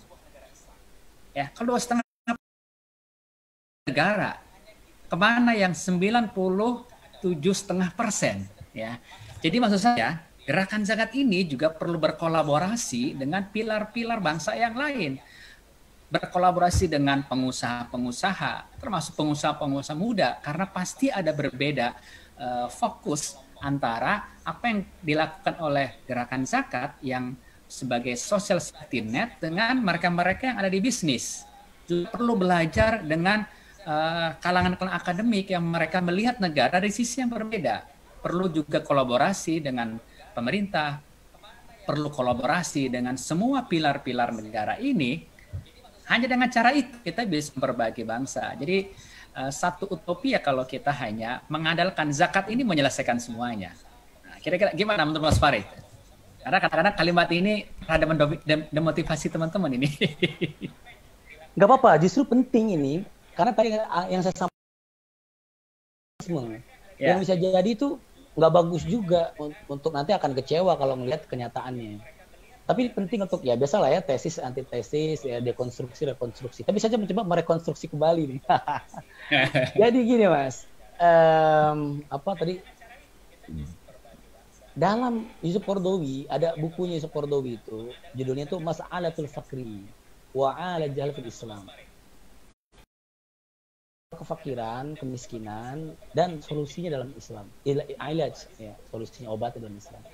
Ternyata zakat itu hanya satu dari 4 solusi yang ditawarkan Islam sebetulnya. Jadi betul zakat itu bukan pilar utama. Dia sebenarnya hanya sebenarnya bukan satu hal utama. Zakat sebenarnya hanya malah komplementer ya. Dia cuma sekedar membantu aja. Bahkan Said Qutb bilang di Al-Adalah Al-Ijtima'iyah, keadilan sosial itu sebenarnya zakat adalah social safety net. Jaringan paling basic ya, menyelamatkan kebutuhan dasar. Betul, makanya ada haul setahun. Betul. Dan cenderung kebutuhan-kebutuhan pokok sebetulnya. Makanya nanti ada diskusi lagi tuh, gimana kalau zakat digunakan untuk economic development? Itu saya punya pandangan sendiri untuk itu. Menarik. Nanti kita diskusi. Itu nanti lah, karena tuh sebenarnya saya buat ada namanya line ya, ada fakir line, mustahik line, dan nanti kita di waktu yang lain lah. Tapi gini, dari 4 yang tadi, yang pertama adalah bayangkan ya, dalam Islam kata Syukurbawi, yang pertama adalah etos kerja. Jadi memang disuruh kerja orang itu, bakuli malu, jadi disuruh bekerja. Nabi juga bawa kampak segala macam, suruh ngambil lah, jangan minta-minta, jangan bersedekah. Yang kedua memang adalah ta'awun keluarga itu dan kerabatnya. Jadi sebenarnya pilar ta'awun lebih buat takwa, itu saling membantu, ya, saling membantu antar keluarga itu. Makanya infak itu nafkah, kalau kita lihat ayatnya di Al-Baqarah misalnya, mereka bertanya tentang infak yang harus mereka keluarkan. Itu rata-rata ayatnya adalah walidil qurba. Rata-rata begitu. Artinya zawil qurba itu yang diutamakan. Jalil qurba sebenarnya orang terdekat kita, handai taulan kita. Kalau bahasa kita adalah semendo atau semenda, ya, kekerabatan. Kerabat dekat. Jadi infak sebenarnya. Yang ketiga baru pemerintah. Pemerintah harus memastikan ada pekerjaan-pekerjaan begitu ya. Dan yang keempat, jadi membangun sarana produksi, artinya membuat satu ekonomi itu bergerak. Itu aspeknya adalah tadi yang mikro dan makro. Saya nangkepnya 4 hal. Kalau nggak salah, saya udah lama baca buku itu ya. Buku itu nggak tahu kemana lagi. Nah, intinya kalau bilang 2,5% melawan ekonomi kapitalis, saya pernah diskusi dengan senior gerakan zakat ya. Beliau menyampaikan begini, ya emang kita ini bukan ngomongin zakat itu bukan duit, Rit, katanya. Zakat itu value. Ya kalau uang 2,5% duitnya kecil, tapi ada nilainya di situ kita pentingin. 2,5% melawan 90%, jadi dikit-dikit. Ya, kita berikan contoh. Kam min fi'atin qalilatin gola. Yang kecil itu mengalahkan yang besar-besar itu. Kenapa kesungguhan-keteguhan mereka berikan contoh itu? Makanya dibikin sekolah, oke lah. DD bikin sekolah, RZ bikin sekolah, teman-teman Izi bikin sekolah, semua lah teman-teman LAS itu bikin sekolah. Itu jadi contoh. Ini loh, yang bener kayak begini. Nggak ada korupsi, ini manajemennya bagus. Ya, jadi best practices lah kira-kira gitu. Bikin rumah sehat, rumah sakit. Kata kuncinya menarik, best practices. Jadi kita berikan contoh bagaimana sebuah program dikelola dengan keren, lalu sebarkan untuk dikopi oleh sebanyak. Kira-kira gitu ya Mas Farid ya. Kata-katanya Mas Eri ini jadi ya. Kalau ingin bantu satu orang, satu keluarga, lakukan sendirian. Kalau ingin bantu 1.000 orang, lewat yayasan. Mau bantu 1 juta orang, negara yang harus dipegang. Jadi memang kita harus juga tahu porsi-porsi dan bagaimana kemudian kita berjejaring. Maka tadi menarik, Mas Farid, saya nggak pengen selamanya jadi amil ini. Kalau semua orang jadi amil, urusan kita hanya di social safety net, padahal sebenarnya negara ini punya banyak PR juga ya. Jadi amil-amil muda ini kemudian akan sangat menarik kalau kemudian berdiaspora ya. Mantan amil ini ada yang jadi menteri, ada yang jadi dirjen, ada yang jadi wali kota, dan value yang kemudian diterima pada saat menjadi amil itu yang kemudian menjadi negarawan. Jadi amil ini harus jadi negarawan, termasuk yang muda-muda, karena nanti begitu mendapatkan kesempatan untuk memperbaiki negara ini dengan posisi yang berbeda, negarawannya nggak boleh hilang. Thank you banyak ini Mas Farid. Ini ada Mas Hanum ini, wah senior kita juga nih Mas Hanum ya. Mas Hanum ini ingin memantik diskusi juga ini. Mungkin Mas Farid bisa jawab. Ini dunia kan berubah ya dengan disrupsi seperti hari ini, begitu cepat perubahan. Di mata teman-teman amil muda ini, apa sebenarnya tantangan terbesarnya ya? Dan gimana teman-teman menyikapi disruption ini? Ya, sebelum menjawab itu, ini ada pertanyaan juga tuh dari Mbak Rizan Medina. Kayaknya beliau juga udah ngeluarin video, mungkin mau ngomong juga. Mungkin kita persilakan dulu kali ya, Pak Dir. Boleh. Ya, lewat kayak di atas tadi di atas. Iya. Masuk nggak ya suaranya ya? Masuk. Oh, iya. Assalamualaikum warahmatullahi wabarakatuh. Waalaikumsalam warahmatullahi wabarakatuh. Ya, perkenalkan saya Rizan Medina. Salah satu amil muda ya, karena usia saya termasuk masih muda, terus saya juga masih baru. Tadinya saya bergabung di Dompet Duafa Volunteer, akan tetapi saya diajak gabung oleh mitra zakatnya yaitu BM. Saya pengen tahu apakah ada perbedaan antara amil yang berada di lembaga amil zakat dengan yang ada di lembaga keuangan syariah seperti BMT tersebut. Oh, oke. Ya. Kolaborasi nih Mas Farid nih. Gimana? Apa sih bedanya nih tugas amil yang di lembaga zakat dengan teman-teman yang ada di lembaga keuangan syariah? Silakan Mas Farid, bisa kasih pandangan. Makasih, luar biasa. Selamat, welcome to Jungle ya. Jadi Mbak Rizan Medina, saya kira tempat kita berjuang di mana saja. Saya kira kalau untuk BMT, kalau kayak model di bahasa itu ada UPZ ya, kalau tadi kan ada MPZ ya. Itu sebenarnya masih lingkaran lembaga zakat ya. Artinya value-value yang tadi kita diskusikan itu harus makin menguat dan itu harus disalurkan, didakwahkan, diimplementasikan, dijawantakan apa namanya itu ke rekan-rekan kerjanya. Jadi memang masih saya kira masih dalam skop. Malah saya pengen ada yang misalnya gini, Mas, saya udah nggak di lembaga zakat, Mas, saya sekarang di korporasi. Nah justru itu menarik tuh kalau ada yang dari zakat ke korporasi. Saya banyak juga teman-teman itu ditawarkan karena mungkin kerjanya cukup baik, cukup bagus gitu ya, ditawarkan di lembaga-lembaga yang agak besar, bukan misalnya ngelola CSR-nya segala macam. Saya pengen mungkin kalau ada bagus diskusi ya. Justru kalau bisa ambil kesempatan itu. Kenapa membuat nanti perspektif? Karena gini, kalau terutama yang sifatnya profit ya, mereka itu kalau bikin program itu, ya cenderung tanda kutip untuk salah satunya pasti lah, saya juga pernah itu ya, itu meningkatkan tanda kutip jadi kayak biaya promosi gitu loh Mas, ya kan? Jadi itu terselubung lah. Nah itu kita mulai dakwahkan juga seharusnya, ya karena itu seharusnya nggak ada kaitan dengan itu. Ya harusnya tuh dikeluarkan CSR atau PKBL kalau segala macam itu untuk kepentingan masyarakat ya dan segala macam. Walaupun mungkin di sana nanti akan ada lebih heterogen ya, karena bukan hanya Muslim pastinya. Kalau di lembaga zakat kayaknya hampir semuanya Muslim ya. Nggak ada beda. Justru mudah-mudahan nanti bisa diamalkan tuh, Mbak, bisa didakwahkan di sana. Nah saya mau lanjut ke yang kedua dari Mas Hanum. Sebenarnya ini harusnya beliau, saya nanya, beliau yang jawab. Afat bisa menambahkan juga. Ya,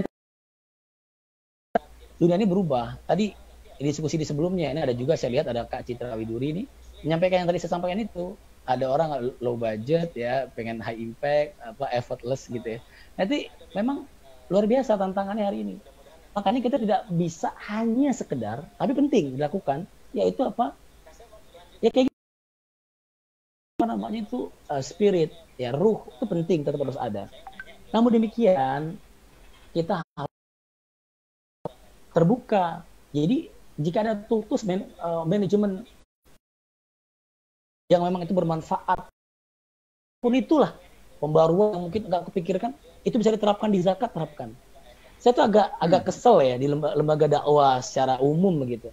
Seringkali atau mayoritas oknum sih ya, umat Islam lah kira-kira, ketika ada kemajuan di belahan dunia lain, atau lah itu kan udah ada di hadis, udah ada di Quran, itu agak lucu sebenarnya cara berpikir begitu tuh.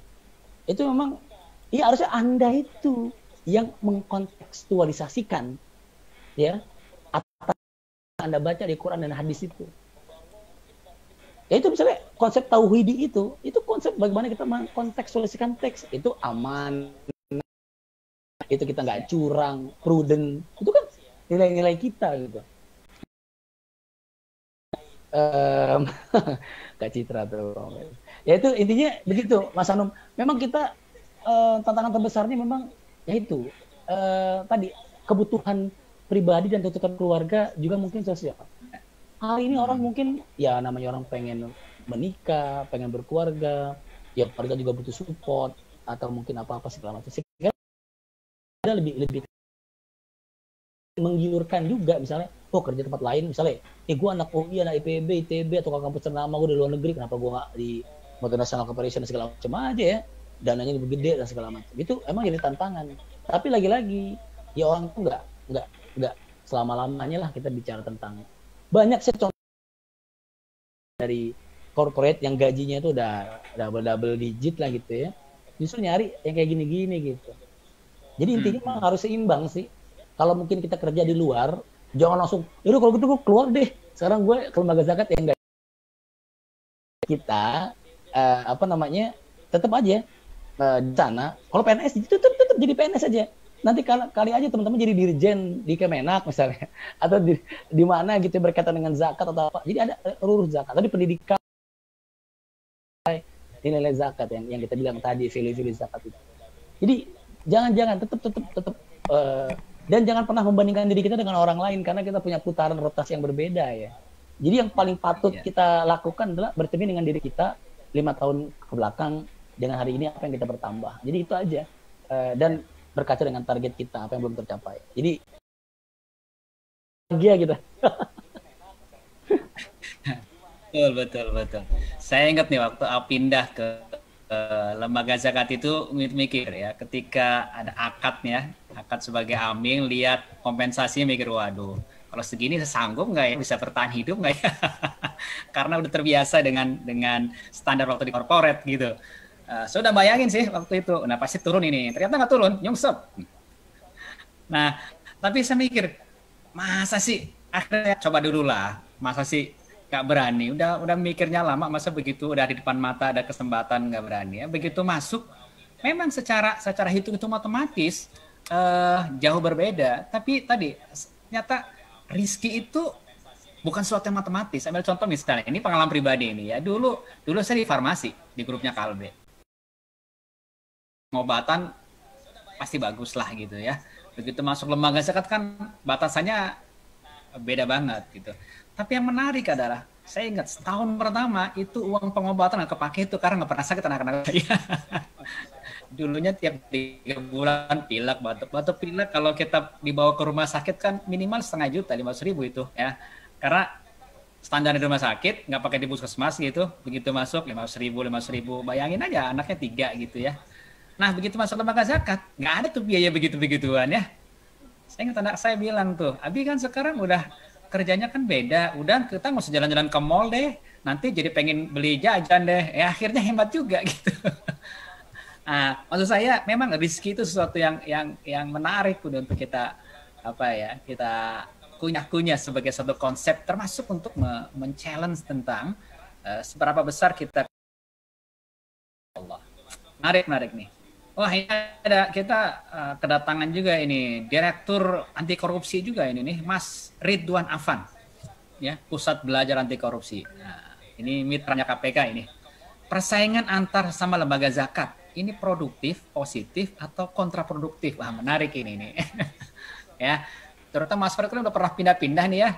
Sebelumnya di YBMRI, Basnas gitu. Ini kalau persaingan begini, amil dibajak, pindah sini, bagus apa enggak? Ya, memang ini master luar biasa nih, Master Ridwan Afan ya. Kemarin saya mengikuti ruang tengah, beliau memaparkan tentang sesuatu yang penting, tentang fraud dan segala macam lah ya. Mengingatkan kita untuk tetap amanah. Ngeri sekali, ngeri sedap nih kita. Oke. Tadi kalau saya lihat kalau saya melihatnya sisinya positif ya. Karena memang fasabiqul khairat di situ jadi semacam kita. Jadi gini, Indonesia ini beda banget dengan negara lain. Kita terlalu besar, terlalu luas banget. Kayaknya kalau kita ngerjain sendiri itu jadi problem ya. Makanya sebenarnya undang-undang yang baru juga sebenarnya tidak melakukan sentralisasi sebetulnya. Walaupun nanti kita bisa berkembang ya, namanya undang-undang itu bisa kita kritisi, silakan saja. Dibuka lebar-lebar untuk adanya lembaga zakat, bahkan di kabupaten kota begitu ya. Kalau saya melihatnya sebagai satu hal yang produktif. Cuma memang tidak bisa dielakkan terkait dengan birokrasinya. Itu kan pasti ada, yang namanya itu pasti ada. Bahkan sebenarnya undang-undang itu lebih banyak kemarin bicara tentang bagaimana pembentukan Basnas Provinsi Kabupaten Kota, lebih banyak di situ. Ketimbang pada fokus porsinya ya, ketimbang daripada misalnya bicara tentang efektivitas untuk bagaimana mencapai dana publik yang baik untuk lembaga zakat, begitu juga penyalurannya pada mustahik. Cuma saya ngeliat gini, kalau ini semakin banyak, ada memang yang saya pikirin juga ya, yaitu apa? Berarti ada sekian dana zakat yang itu bisa jadi secara agregat ya, itu digunakan untuk amil. Jadi kalau lembaga zakatnya banyak, itu bisa memunculkan agregat untuk biaya amil tinggi. Nah itu apa dampaknya? Dampaknya adalah berkurangnya, bukan berkurangnya sih ya. Ya porsi yang tadi saya mungkin lebih besar, jadi tapi di sisi lain, kalaupun jumlah lembaga zakatnya sedikit, pasti juga untuk mencapai pelosok-pelosok itu juga kurang. Nah, jadi memang kita nggak bisa selalu mikirnya tuh kanan kiri ekstrim gitu ya. Kita harus moderat memang. Makanya amil muda itu pendekatannya moderat ya. Dalam konteks kita memang harus menciptakan birokrasi yang efektif ya. Ini juga termasuk. Karena tapi saya melihat bahwa model-model terbaik itu ya itu bisa didapat kalau lembaga zakatnya banyak. Karena pasti banyak pelajaran-pelajaran lesson learn yang bisa kita ambil gitu ya. Tapi tetap ada potensi lagi ya unefektif ya. Ada potensi itu. Ya, tapi tinggal kita jangan terjebak untuk pada ekstrem kanan, ekstrem kiri ya. Jadi kita ambil ummatan wasaton aja ya. Seperti itu Mas. Betul. Mas Ridwan Afan. Nah, kalau posisinya sebagai amil yang dibajak ya, dan ditarik-tarik ke sana kemari, ya berpikir produktif kalau menurut saya Mas Farid. Jadi pada saat kita masuk ke lembaga, maka buktikan bahwa dana umat yang dialokasikan untuk kita sebagai amil itu worth it gitu. Kita diberikan kompensasi sekian, harus kemudian kita buktikan bahwa outputnya untuk umat jauh lebih besar dibandingkan apa yang kita terima. Itu kalau kita sebagai amil ya. Nah, challenge-nya adalah ini, bagaimana membuat satu sistem supaya keluar masuknya amil ini tidak mengurangi ruang produktivitas. Karena kalau misalnya nih ada seorang manajer program ekonomi kemudian pindah ke tempat lain, posnya kosong karena mungkin maka ada sekian program kemudian terbengkalai. Ini jadi PR untuk lembaga ini. Jadi sistemnya juga harus dikembangkan. Saya ingat dulu kalau di perbankan, salah satu contoh bagaimana manajemen keren itu dulu Citibank pada masa jayanya ya. Citibank ini malah membuat satu skema karena mereka tahu ya, Citibank itu pasti orangnya banyak dibajak untuk bank-bank lain. Mereka sudah punya sistem dengan asumsi bahwa orang bankers yang baru ya masuk ke MT itu setelah tahun maka bahwa setelah sekian tahun akan tergantikan dengan yang baru. Jadi mau dibajak buat mereka nggak masalah. Mereka malah membuat satu diaspora. Alumni Citibank-nya itu kemudian punya korsa yang masih kuat juga dengan alumninya.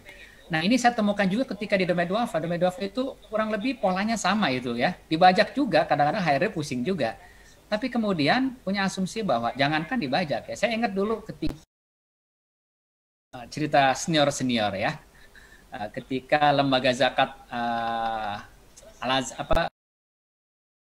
Al-Azhar dulu ketika Mas Sani diminta oleh lembaga zakat, boleh nggak Domain Duafa kita kalau nyari ambil hari ini kan nggak ada ambil ya, boleh nggak yang sudah bagus di Domain Duafa kita pinjam deh. Pinjamkanlah Mas Sani untuk mengelola lembaga zakat baru dibentuk ya. Dengan catatan nanti 3 tahun kalau mau balik ke Domain Duafa silahkan. Kalau betah terusin di sana aja. Karena akhirnya betah sampai sekian tahun. Nah, kesiapan lembaga untuk melepas orang terbaiknya untuk membesarkan lembaga lain itu yang keren kalau semangat ini tapi harus ada satu sistem yang sudah siap ya. Sistem HRD di lembaganya sudah siap mengantisipasi bahwa dalam sekian tahun orang terbaik yang sudah dididik akan membesarkan lembaga yang lain. Nah, ini challenge di kedua belah pihak. Sebagai tempatnya kontribusi yang terbaik, tapi sebagai HRD siapkan sistemnya supaya tidak goyah kualitas kerja lembaganya. Oke, kira-kira Mas Farid, jam berapa sekarang ini? Udah jam 10 ini, nggak berasa ya. Udah cukup. Kita lihat dulu nih, apakah masih ada pertanyaan? Mas Ridwan, cukup, sudah terjawab ya. Baik, Mas Farid, ini waktu kita sudah cukup malam, meskipun kita jam segini masih biasa ya, tapi Diskusi di sini kalau terlalu panjang juga nggak menarik. Nanti kita perlu biar teman-teman kangen untuk kita ketemu lagi. Pertanyaan dari saya, Mas Farid, ada nggak nih saran ya, nasihat, saran, sharing lah untuk teman-teman Amil yang baru bergabung, ya, yang usia masih 1-2 tahun lembaga zakat. Apa yang bisa Mas Farid sharingkan untuk teman-teman yang baru? Ya teman-teman, ini saya bingung kata-katanya apa, tapi saya mengambil sebuah hadis Nabi SAW aja. Ini buat saya juga ingetin saya. Ittaqillah haitsu ma kunta wa bisa yatal hasanata tamuha wa khaliqin nasa bi khaliqin hasanin. Jadi bertakwalah di mana saja kita berada, ya. Tapi selain itu juga jangan lupa Nabi SAW mengingatkan kepada kita, iringilah, namanya kita sebagai amil, kita pasti punya kekurangan ya, entah disengaja maupun tidak sengaja, kita beristighfar, kita mohon ampun Allah Subhanahu wa taala, ya. Dan iringilah perbuatan baik burukmu dengan perbuatan baikmu.